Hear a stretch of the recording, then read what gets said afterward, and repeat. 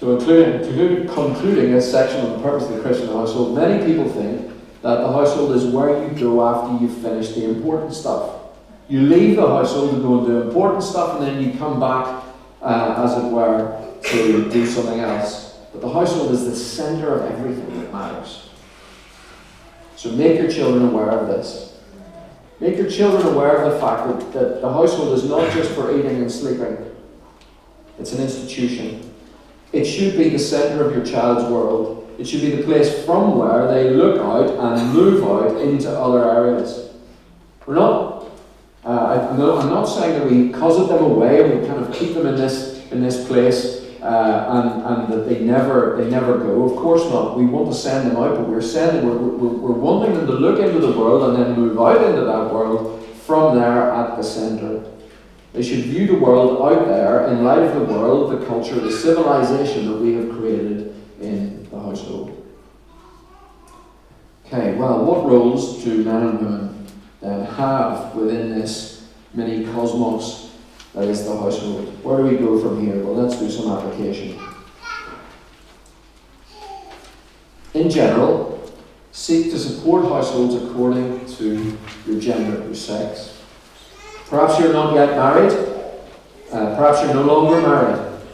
Perhaps you don't yet have children. Perhaps your children are grown. What general principles are there for men and women as we consider Christian households?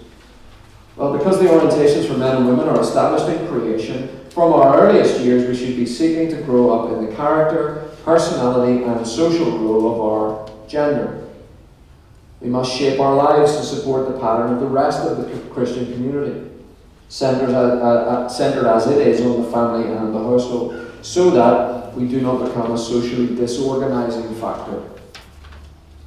For men, this means, as fathers, train your sons to have marriage and family up their priority list. As they look to the life that they want to lead, make sure that marriage and family are high on their list. Young men, those of you that are young men, pursue marriage and family. Do what is required to become the kind of man that the kind of woman you would like to marry would like to marry. I don't know who I got that from, but I like it. Do what is required, young men, to become the kind of man that the kind of woman you would like to marry would like to marry. Be eligible to godly women. Do things that are going to make you that way, young men. Older men, even if perhaps older single men, even if family is off the cards, companionship with and service of a spouse are virtuous and will still serve your godliness. So if you're an older man and you're single, don't write off getting married. In fact, it would be a good thing in many cases. Not in every case, but in many cases it would still be a good thing. If you're unmarried, use the freedoms that state affords you to serve others. Are there areas where you could be a protector and a provider in church life for other people? Be a faithful friend to others. You can be a remarkable blessing to families in the life of the church. Be generous financially to others. Be an encourager. There is lots that you can do that cuts with the grain of God's design, even if you are not married as an older man. Louisa, why don't you come and speak to women? So how can women work to support their households? Well, growing up as women, we should always seek to grow in the family characteristics that we mentioned yesterday, of quietness, gentleness, and strength. And for those of us who are younger and not yet married, we should aspire to be married and to one day run our own households. And very importantly, we should, as we think about work, and we'll talk much more about work tomorrow, but as we even think about what careers or work opportunities we might want to pursue and train for, we should choose ones that fit with our life-giving orientation. We'll say more about choosing ones where you will have an opportunity perhaps to work part-time. Don't commit yourself to a career that's going to be very difficult to exercise your life-giving orientation around. And even while you're waiting for the opportunity of marriage and household to come, lean into opportunities to nurture those around us. We said yesterday that being a life giver is nurturing life in all of its stages and in all of our stages. If we're older and marriage hasn't been in the Lord's plan for us, our homes can still be centres of welcome, hospitality and nurture. One of the most life-giving and peaceful households that I know is run by a single woman. We can still give ourselves to this work in our churches and in our communities. Women, we must never feel that because we haven't got married, that we can't be a life giver. And for all of us, I wonder if we can seek to broaden our households. So where we have been given a marriage and been allowed to establish a household, God has designed us to live in these family units. Now, modern living means that people often leave their birth household to study or work for a few years before then getting on to get married and establish their own household. And wouldn't it be a beautiful thing if it became normal to plan to bring these people in this kind of interim stage into our households, and providing for fathers, providing the protection of fatherly rule, and for mothers providing that life-giving nurture and the community of a family to those not married. We're now going to apply it into marriage, more specifically.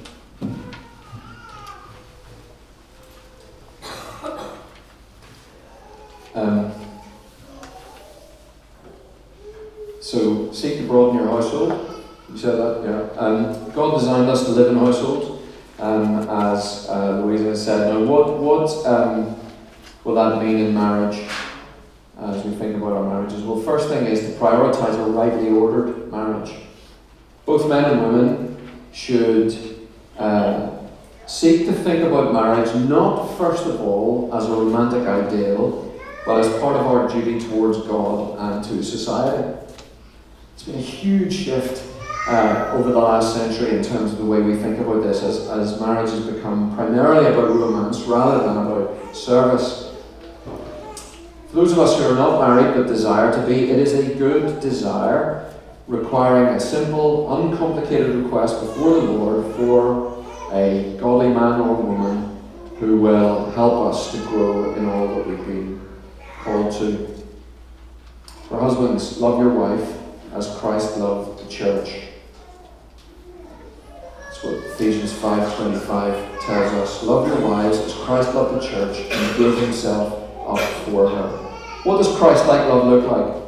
Well, we should think of our role as imitating Christ, as I alluded to earlier, in his threefold office of prophet, priest, and king. And if we go in the order that Ephesians 5 presents, we are to be the head of our wives as her king, verse 23.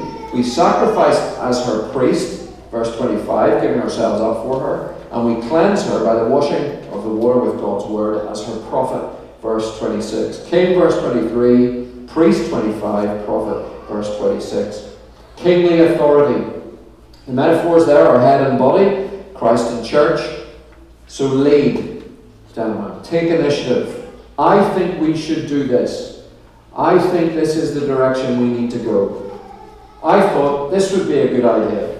That is taking the initiative. Of course, there's a conversation, but that kingly authority means that you are clearly leading. Priestly care. Priestly role is one of sacrifice and intercession. The Lord Jesus fulfilled these and gave us a model to follow. As her priest, a husband must give up his life to make his wife holy, verse 25.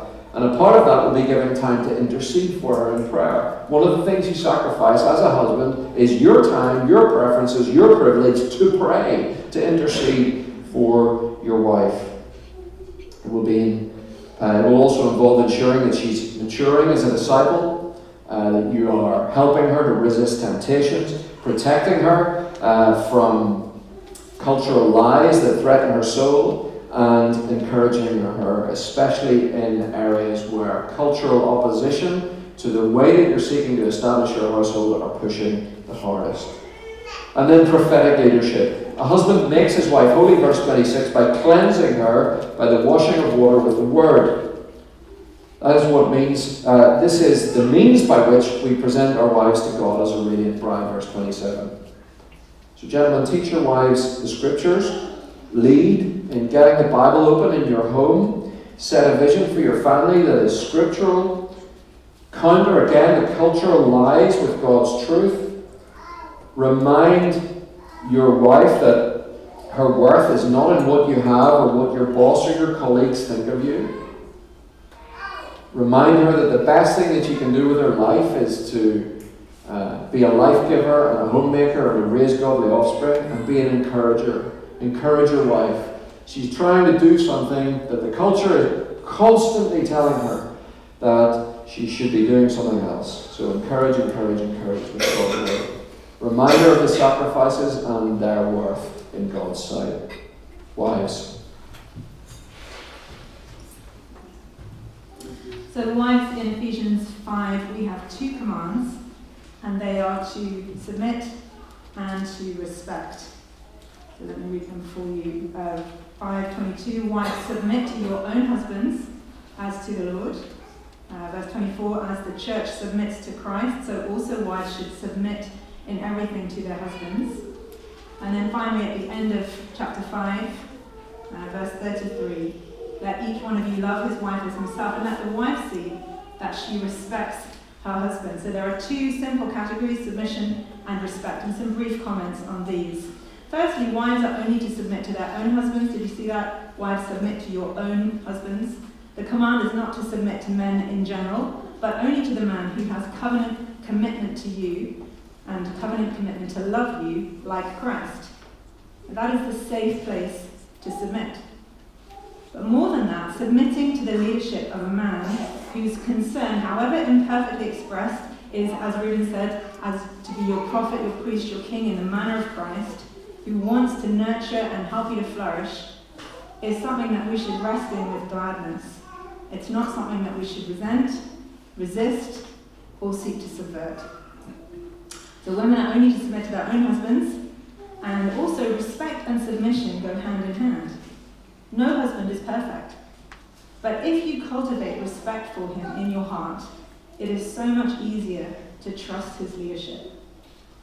But be careful what kind of playlist is going on in your head. Are you rehearsing his faults or what he gets right?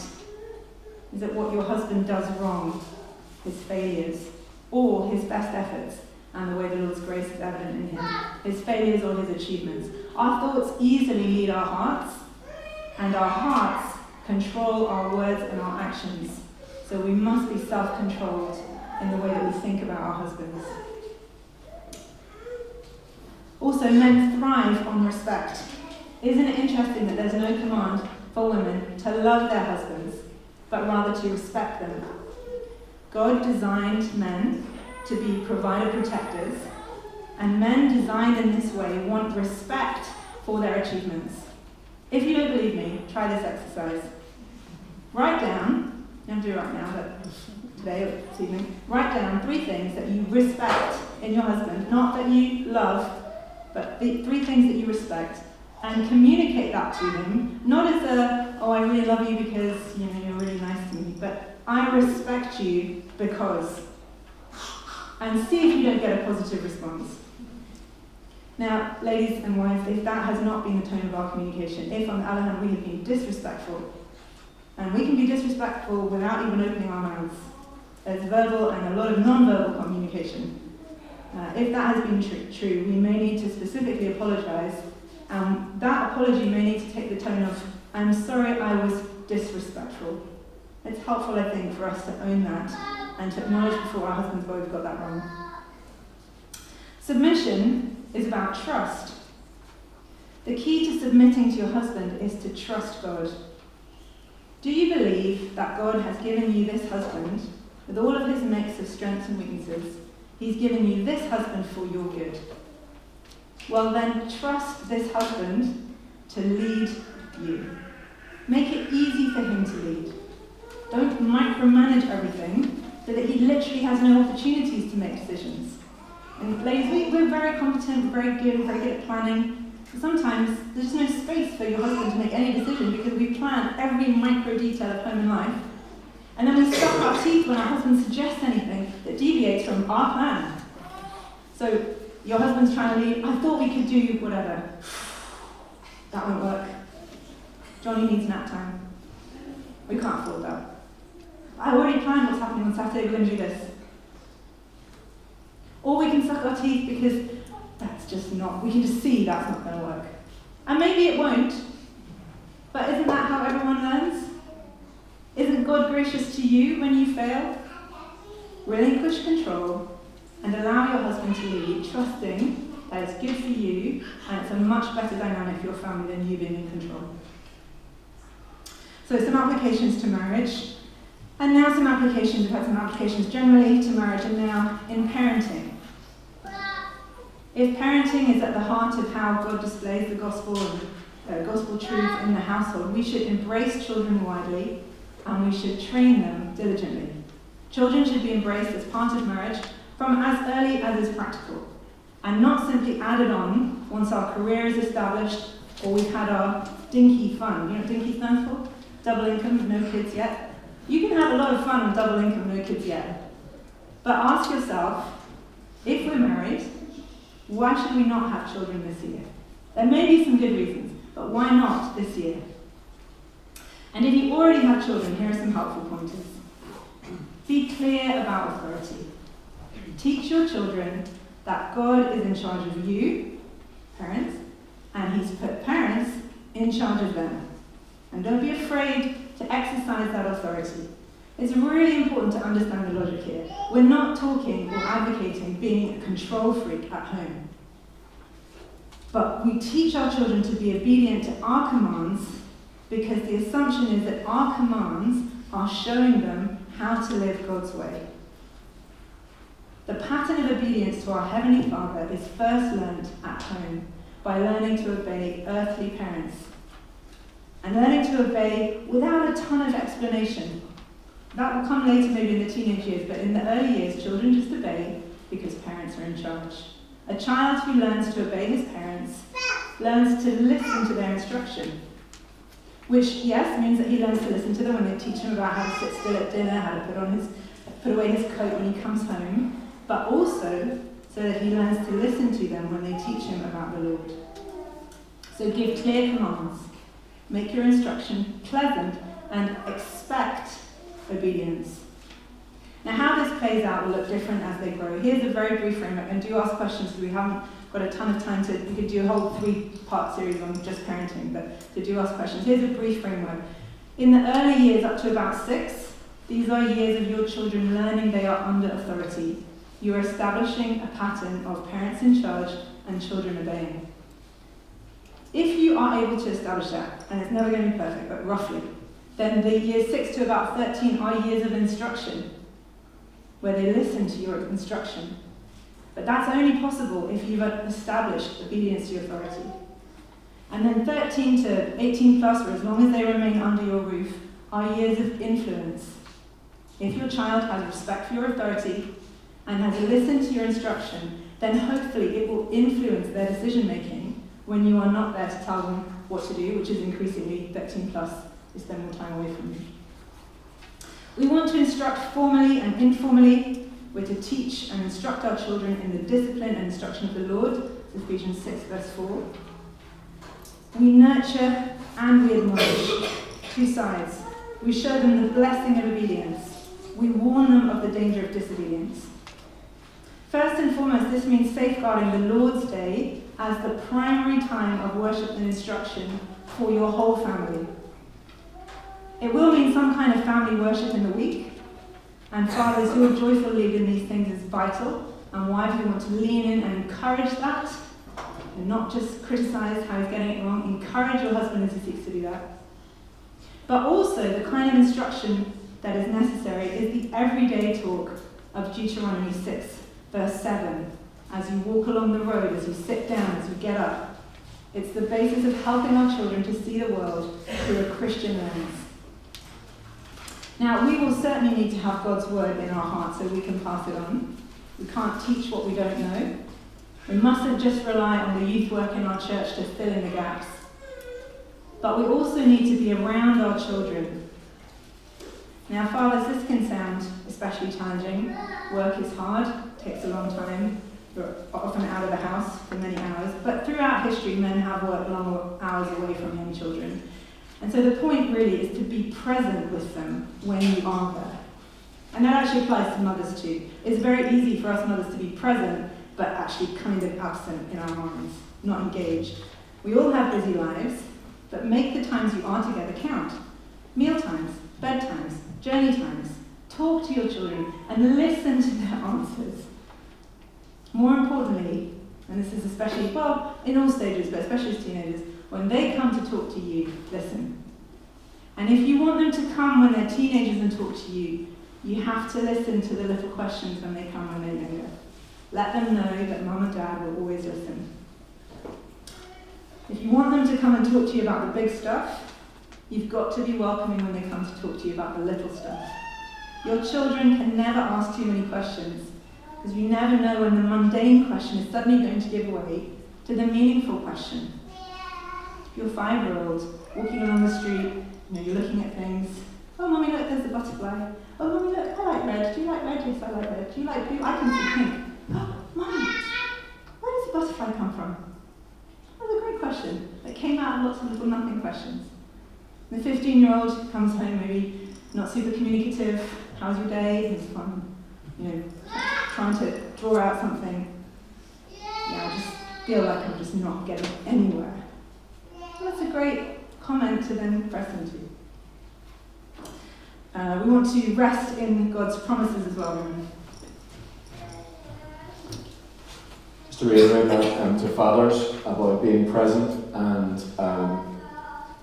making sure that, yes, as you go out in your desire to be a provider and the demands of work take up your time, being present when you're there is really, really important. And trying to do what you can to be present at those important moments in the day or in the week, and leading your family in a joyful commitment to Lord's Day worship is particularly important.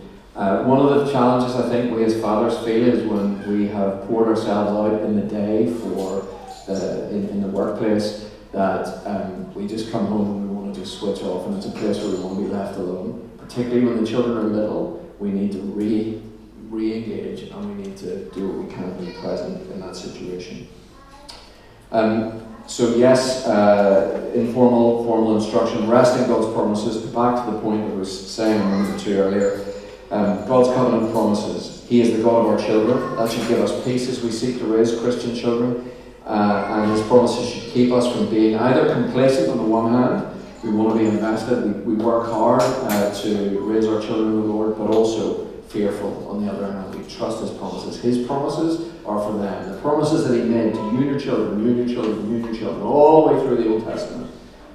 When Peter stands up in Acts chapter 2, he reiterates that. These promises are for you and your children. Complacency may lead us to overexpose our children to the world when they're not ready. If we're fearful, we may underexpose them and leave them unable to stand on their own. That's the tension, isn't it? We're complacent. We say, the covenant promises are for them, off you go. And actually, they're not ready for that. You wouldn't send a missionary somewhere without first training them. In the same way, we shouldn't send our children in an unqualified way into the world because of complacency. But similarly, we're not keeping them at home undercover the whole time, not exposing them to anything, so that at 18 we can say, out you go, God bless you, I hope it goes well. It won't go well. So we're not complacent, we're not fearful. And then we're going to talk. I got accused yesterday of being a chicken, not taking questions. So we're going to allow time now for questions. But just one last point. It is to say, in work, labour to bless those in your household. Think about your work as a way of blessing your household. We'll talk more about that tomorrow, particularly as it relates to how we should think about the Christian household as it faces. We've thought about the Christian household looking in. Tomorrow we're thinking about it looking out towards the world. But all that we do as we think about what we do is to index our lives towards the flourishing of the household. In conclusion, I want to say, have a big vision. Have a big vision for the significance of your household in God's purposes. Culture wants to tell us that it's the place you go at the end of the day when the important stuff is done. It's not. It's the centre of everything. So have a big vision for your home. Right. So we've got 10 minutes for questions. Come and answer the questions, Louisa. Fire away. If you want to ask a question from the floor, go ahead. And if you then, well, we'll wait around after 12:15. If you want to ask privately, you can do that as well.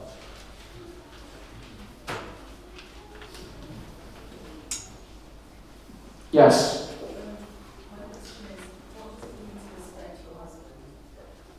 What does it mean to respect your husband? I think it means to think well of him and to, so it's respecting his position as the head and respecting what he does. So respecting his position as your head, I think, means that you recognise that you don't speak down to him. Just trying to maybe put it into a different relationship that we might understand more readily. So I think in, say, for example, in a workplace situation, someone with a very kind of clear hierarchy, what does it mean to respect someone who's above you in the hierarchy? Which is essentially, marriage, we've talked about hierarchies. Hierarchies are not bad things. Hierarchies enable function. But you respect position and what they are seeking to do for the good of the organisation, and you address them respectfully, so you don't talk to them in the way that you would talk to someone underneath you in the hierarchy. So there should be a difference in the way that we speak to our husbands from the way we speak to our children. I sometimes hear wives giving instructions to their husbands about how the day is going to work, and it sounds like they're talking to one of their children. That's not, even if we are needing to give instructions about what's going to happen, we should do it in a respectful way. I think it means if we need to address areas of criticism again, we don't just sound off. We recognise the difference in hierarchy, and we don't just treat them they are peers in the sense that we're, as we said, utterly equal before God, but there should be a difference in the way that we, in communication, and that communication will come us valuing the position that they hold as our head. Does that help? That's good, practical. I would say that fits under a glad submission to his leadership. Yeah. As a single person in my 30s, what is my household? It's a good question, because as a single person in her 30s, what is her household? It is right that we say that households are formed by marriages, so what do we do if we find ourselves without a marriage? I do want to say, and Reuben did say it, that the household exists very importantly if a marriage disintegrates, but the structure still, if a spouse dies, the household is still there. I grew up, my father died when I was 12, my mother then became the head of our household, and all the things that were true in that still, I think, still apply. But they are formed by households, so what does it mean if we're not in households? I think we still embrace the same, as much as we can, the same things that our gender would have. So what does it mean to be a life giver? We don't have our own children, but we can still open our house and make it a centre of life for people that come into it. We can show hospitality, generosity, care, seeing it as a place of welcome. Does that help? Do you want to ask more? Someone in the back? What should you do if your husband fails to fulfill his roles? What do you do if your husband fails to fulfill his roles?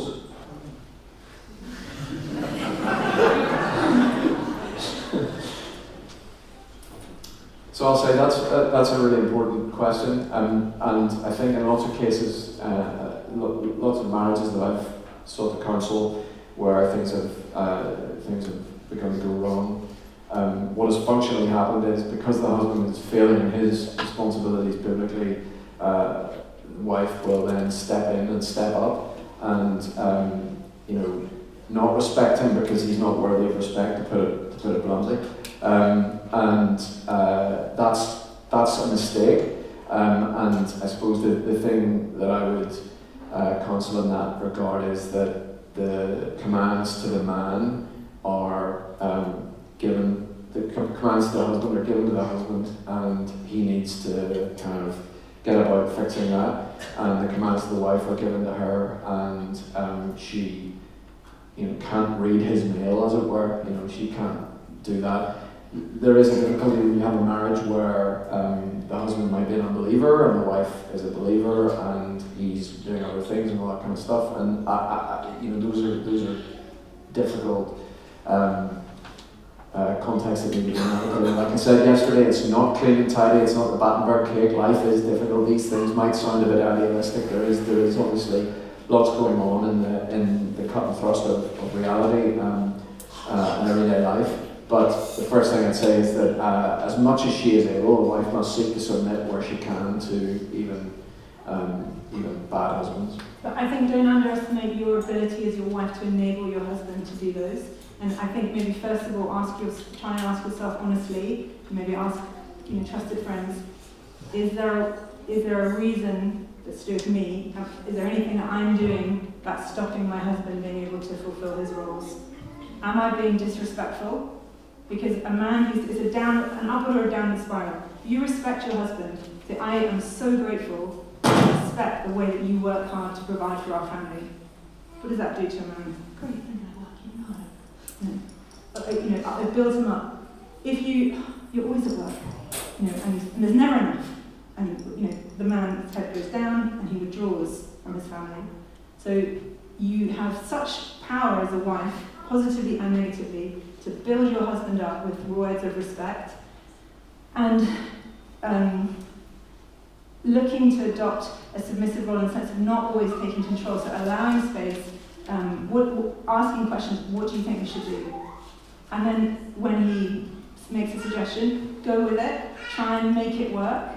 And then, where you see anything that you can respect or be grateful for in your husband, communicate that to him and let him grow in his role.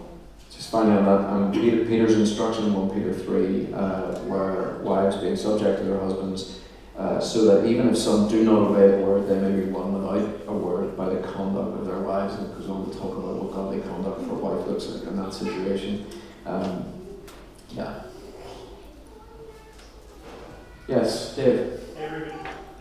So you talked about the different roles that men and women have, and just thinking what Louisa said today about how you encourage girls to aspire for experience and a suitable fit with job patterns. What would you say to kind of the role, and you may go tomorrow, the role of women in some areas, say in the military or high risk things, which might be out of keeping with job pattern for this, but you want to encourage children to nurture and see the good things being a girl without just shutting down saying they can't preach, can't carry on, can't do this, can't do that. So how would you parent girls in particular with this in mind? Great question. The question was, given that we are, correct me if I'm putting words in your mouth here, given that we said yesterday that we are who we are by nature, that we are men and women by design, boys and girls by design, and therefore there are ways that we will work that we should be encouraging the way that we work along those sexed lines. That how would we encourage girls? How do we encourage girls to think about different career paths? Is that right? I said it was a great question. I couldn't even articulate it back to you. Go. So we are going to talk more about this tomorrow. I say a brief answer because I think what you were saying is I want to avoid telling my girl no. So just like in the garden, it's a whole garden of yes and one tree of no. There are so many roles that are life-giving, and I'm not just talking about roles that are working with children, but think about, I do a little side hustle in property rentals, right? It's really exciting. You might think, how on earth could that be life-giving? But I want to make sure that homes are safe and pleasant for people to live in. So you can say, property rentals, it's a life-giving role. There's so many things. When we begin to think through that lens, there are some, I think, that will not be life-givers, mainly because they're probably much more protector roles, and we're just not equipped to be in them. And we compromise both the effectiveness of the role, if we're trying to do a kind of hardcore protector role. We also maybe compromise the safety of some of the men we're working with. with a weaker character in that sense. So it's mainly those kind of roles, but a couple of children know a whole garden of this. The question about frontline combat, I don't think we should put women in frontline combat. I don't think it's a good thing for men to do. I think it's a disgrace. I think biblically it's a disgrace, and I think that it's something that men need to do something about. So one of the difficulties we have is where these cultural institutions have gone in that direction in the name of some ideological thing.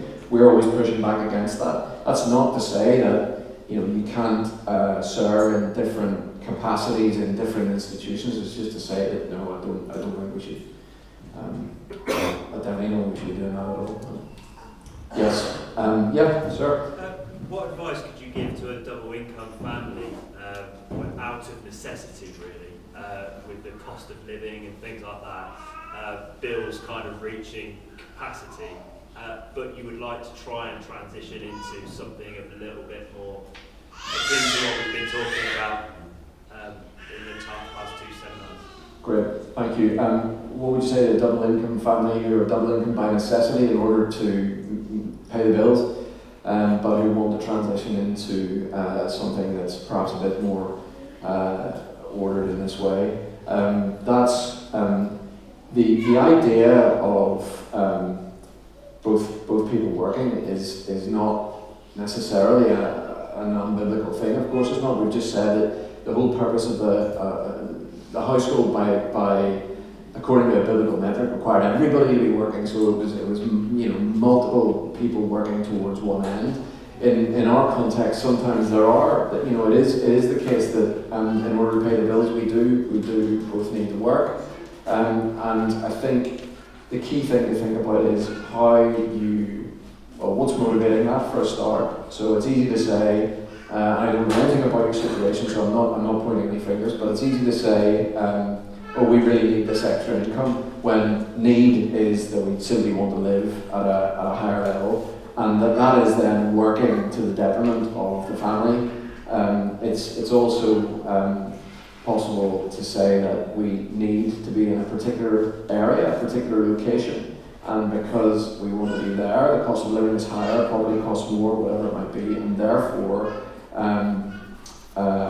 we both need to work.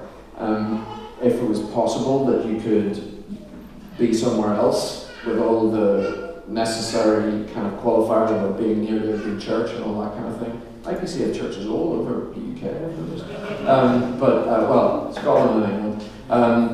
So those would be the kinds of things. What would you add to that? We'll talk a little bit about that tomorrow. But maybe the only thing to add is, and this isn't specific to you because you say you're already kind of established in this, but if you are starting out your married life, we often say in our marriage prep, try and get used to living on 1/1.25, 1.5 income from the beginning. It's harder to backtrack.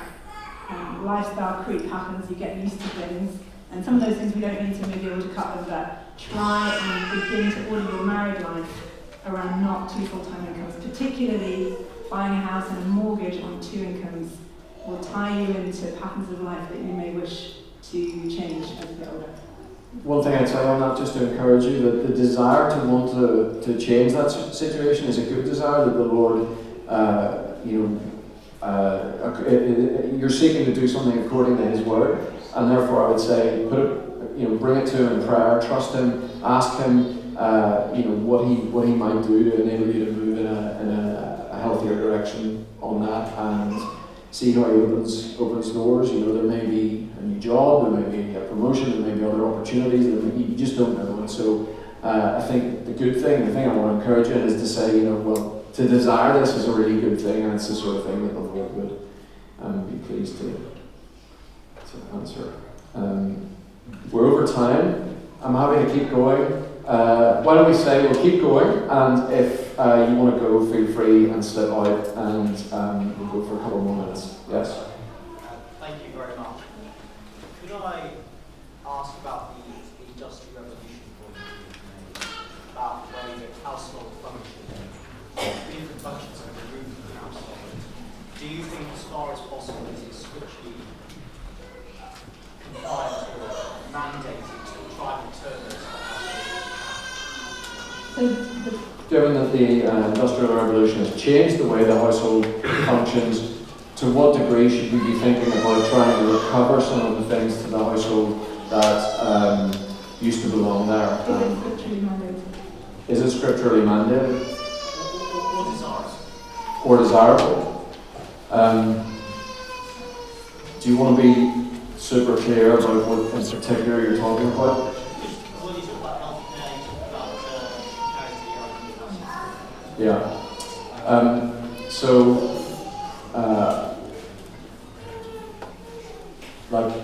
I think everybody's circumstances are different, and back to the point about things not being tidy, and we're in a system, so many of us, as it were, are so far down the line in that system that moving out of it is incredibly difficult, and we have established things in such a way that to change direction is going to impinge on our being able to be obedient in other areas. So, but to the point of, healthcare, obviously, if you're not a doctor and your children get sick or somebody in your household gets sick, you should go to the doctor. But as it relates to caring for the elderly, I do think that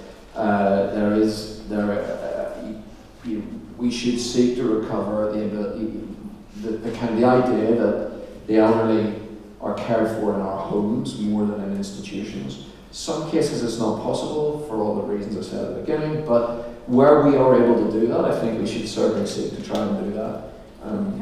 So that's, I think, where it's really important to think about these things as whole communities. But often the reasons that people don't care for an elderly parent in their home, it's too much for one person to manage, and it literally is. But if we are a community of households, and particularly women as life givers, maybe you don't yet have elderly parents, but maybe your children are actually at a stage where they're quite, they don't need you quite as much as they used to. You can help support someone else in having